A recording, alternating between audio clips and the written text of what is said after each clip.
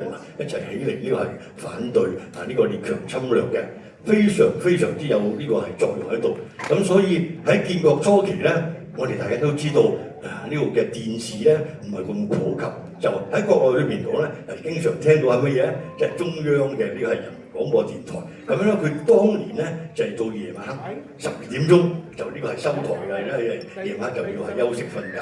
咁所以咧喺12點鐘收台嘅時候，中央人民廣播電台咧就一定要播呢首嘅國際歌。咁係咧，俾我哋不忘呢個係咧國際共產主義對我哋中國嘅呢個幫助出嚟。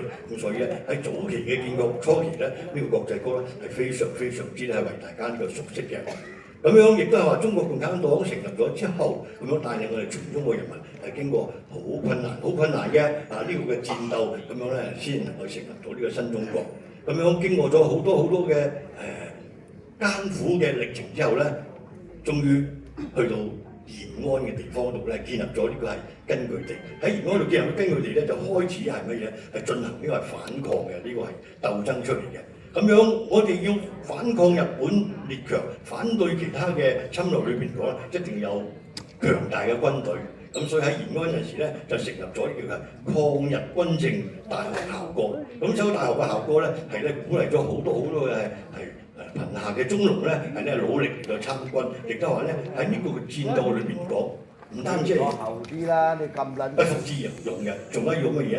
係咧有呢個係咧戰略，有呢個計謀嘅。咁所以咧係喺個抗日軍政大學裏邊，我係訓練咗好多呢個軍隊裏邊嘅呢個係領導人物出嚟嘅。咁當年咧呢個嘅係抗日軍政大學係咧係培養咗好多優秀嘅幹部啦。咁呢首嘅校歌咧，亦都係俾大家咧一個非常之呢個係咧好嘅啟示嘅。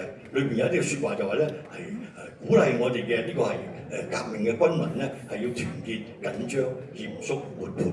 咁呢8個字裏邊嚟講咧係咧抗日軍政大學嘅裏邊嘅校訓，亦都係話咧一路傳到而家，有好多學校咧都用呢4個字，用呢8個字咧嚟到係咩做嘅學校咧校訓出嚟嘅。